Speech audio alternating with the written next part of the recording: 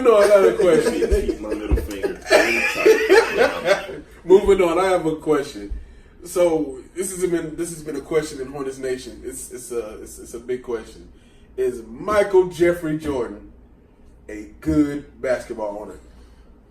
I have been waiting so patiently to talk about this. Listen, man. It is hard to talk about this subject when your audience doesn't have the fundamental knowledge of how a front office, of what an NBA owner's role is, and how it all works. And it sounds like, I don't want to sound condescending, but at the same time, there's a huge chunk of NBA fans who really believe, because of who he is, that it's just really easy to just say, I want a great NBA team. I'm Michael Jordan. Let's make it happen. A Jordan brand signature. There are a huge chunk of people who believe that Michael Jordan can just get on the phone and say, I'm going to offer you however much money you want if you come play for me. And it sounds like, it sounds crazy, but there are people who truly believe this. And I felt like this is necessary to say because of so many people who believe this. We have to start there because this particular question is so nuanced. Yeah. There are people who are going to look at me crazy when I say this, but being a good owner is even more than wins and losses. I know that sounds crazy. I know people will be like, well, it's the only thing that matters. Yeah, but when you are an NBA owner, there is so much that goes into building a successful franchise. I have not answered this question yes or no yet. I know I have not. Because it is simply not a yes or no question. It is not. You get what I'm saying? We look at the Charlotte Hornets. We are all frustrated with where we're at right now and the fact that we have not made the playoffs in 3 seasons. And the biggest crux of this organization, in my personal opinion, is that the foundation is crooked. Yeah. What I mean by that, we missed on more draft picks than we hit on. Yeah. We both know to build a successful NBA franchise, the foundation has to be straight. Yeah. Now, with all that being said, there's a lot of blame to go around for that foundation not being. It's not the blame shouldn't be shouldered on any one guy in this particular scenario. If you'd like to criticize Michael Jordan for hiring the wrong people, so to speak, just know that those hindsight glasses usually fit every single time. Because who didn't think hiring Rich Cho was a good idea at the time? He came from the Oklahoma City pedigree, who was a very well-ran organization. We all loved Rich Cho when Michael hired him at the time. But now, it's like the worst thing in the world. My, how things changed in the NBA that quickly. Yeah. I'm going to wrap this up. I know I didn't answer a yes or no, but this is not a yes or no question, and you have to understand the way this works. And I'm going to leave it on this note. The worst thing people can say about Michael Jordan, and I mean the dumbest thing the absolute stupidest, low IQ, dumbest thing you could ever say about Michael Jordan as an owner is that he doesn't care. That is the dumbest thing I could ever hear. I fully agree. Every single time, and I'll leave it on that note. Okay. The answer to this question is going to bleed over into my shout out. So I'm probably going to repeat myself. But I'm going to co-sign Jamal because I can't answer the question yes or no. Because depending on the prism at which you're looking at this question, like everybody has different qualifications of what makes a good or a bad owner. I'm not going to say whether or not he's a good or a bad owner, but I will say that he acknowledges and has acknowledged some of his flaws, and he has tried to fix them as he's going forward. Because we all know, which automatically deletes the notion that he doesn't care. And I'm glad you repeated that. Like, on what planet can you take the greatest player of all The time? most competitive man, people will say this every time they This describe man him. has gotten in arguments over games of spades. He'll dunk on his kids. Did you see his Hall of Fame speech? Yes. Hey, good luck, sons. Like, how do you take that man and says he doesn't care about winning? I don't know. How do you take that man and says he doesn't want to spend money? All he cares about is his money. He doesn't care about spending money on other players. If you sit down and you think how insanely idiotic that statement is, you would not make that sense. If we win more, Jordan gets more money than he cares about. It's that simple. You get money for playoff appearance.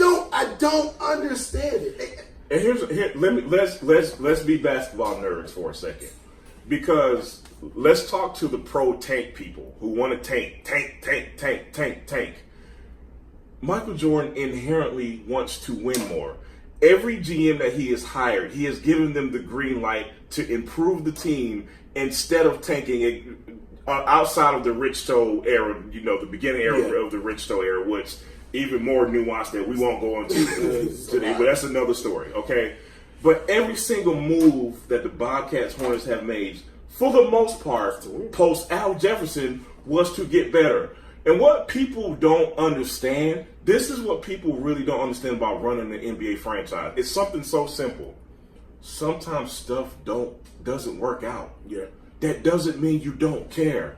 Sometimes you draft the wrong guy. Sometimes people get paid $25 million and decide that they don't like basketball anymore. And that was considered a great contract at the time. That was because he took a discount to stay here. And then he had like 22 other offers on the table. That is documented. We're talking about Nick Batum. And if you didn't know we were talking about Nick Batum, you're probably one of the fans that we've been shitting on for the last 5 minutes. Which also leads to the notion that he's cheap. Because if he's cheap, why does Nick Batum have all this money if he's cheap?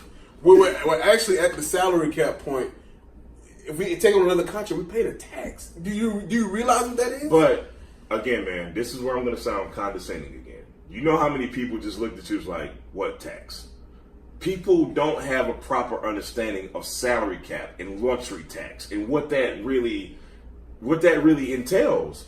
So this is why it's so hard to try to get through to people like, man, an NBA franchise is just not something you just go get who you want and you spend money to get. It's not that simple. And I'm glad we're getting into the financials about this because I want to take the conversation to another direction. So our good friends over at Bring Back the Buzz, what's going on? Y'all doing all right? They tweeted. I got love for y'all, but I'm mad at y'all. They tweeted the other day, earlier this week, and I'm gonna go to my notes that if your defense of Michael Jordan not being a bad owner is he's increased the team's market value, then it has nothing to do with basketball, blah blah blah blah. So I'm gonna, as respectfully as I can, because we're friends, let them know why that was another not so bright statement. When he took over the team, he had to take a discount to buy the team. Right. Because we were losing money. We were in the red. We were bleeding money. We were bleeding money. We had a horrible TV deal. Now, let me ask you this. What year are you talking about? Because when he purchased, he was a minority owner. Now, he didn't... I'm talking about the full sale, which is... When he became a majority owner? 2010. 2010. Yeah, because he purchased the team for $125, maybe. Right. And so, they were in the red. They had a horrible TV deal. He bought the name back, listened to you guys... probably stole some of your ideas. I'm not gonna go there. He probably stole some of your ideas, and he actually, the NBA values have been increasing anyways. But he was also instrumental in the actual collective bargaining agreement. He actually got this new TV deal. He actually helped with the players with the contract. He was the mediator between the players and the owners. So he's valuable in the NBA owner sense. Now, and he helped mediate that Dolan Oakley incident. Now here's the deal. Everything you said, while correct, actually supports their narrative. Yeah. And you're not wrong for it, but it actually supports their narrative. Here's what busts their narrative. When Michael Jordan became majority owner in 2010, the Hornets was worth $278 million. Right. Now, even though they were worth $278 million, we all know that they were still in the red. They were losing a lot of money that they were getting. The reason why the value of the team translates to basketball is because it attracts marquee players. Right. And if you notice in 2015 was when we made the playoffs with Landon, with Landon coming. And if you go back, and I'm going to put this graphic on that video, and if you go back and if you look at the team and how the team increased in value, you will notice that's right when we started getting those marquee players. But also that could also tie into that Donald Sterling sale, because that was around that time too. The Clippers sold for $2 billion, and the NBA in terms of sports league is healthy.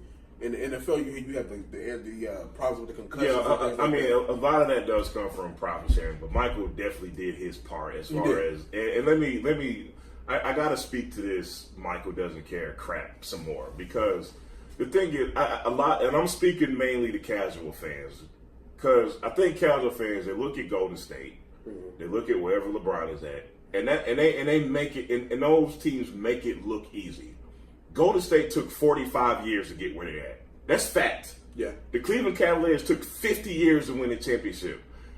I don't like whataboutisms, but this whataboutism explains my theory of, not theory, but it explains why I have to explain running an NBA team is not an easy thing, and sometimes things don't work out. One thing people never bring up about Michael, little known fact, during the Bobcats years, Michael tried to make a trade for Allen Iverson. Allen Iverson was not going to re-sign an extension. It didn't work out. Michael wanted to trade the number 2 pick for James Harden. James Harden wasn't going to sign an extension. It didn't work out. Michael wanted to go get Gordon Hayward from the Utah Jazz. Utah matched the offer. It didn't work out. So I don't want to hear this crap about he doesn't try to get Kemba help. He doesn't care. They've never tried to get. It's just not true. Sometimes things just don't work out. And before you can get those marquee players to start coming in, you have to increase the team's value. Yeah. Because when Jordan took over and when we were still the Bobcats, who's the greatest player that's come here in free agency during the Bobcat years? Al Jefferson. And before Al Jefferson, because actually when Al Jefferson came here, the team's value that's right when the team's value had started increasing. But who can you think of before then? Like, I mean, think of anybody. Nobody. Like I remember Ryan Hollins. I remember Eli. Eli. I remember Raymond Felton and Sean May and all.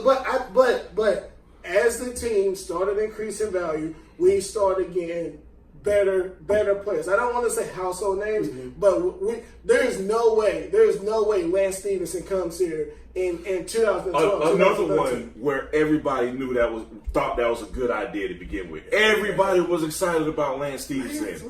Lance, triple-double Yep. machine. It didn't work out. You know who else we got? Like when Jordan takes over, we don't get a Dwight Howard.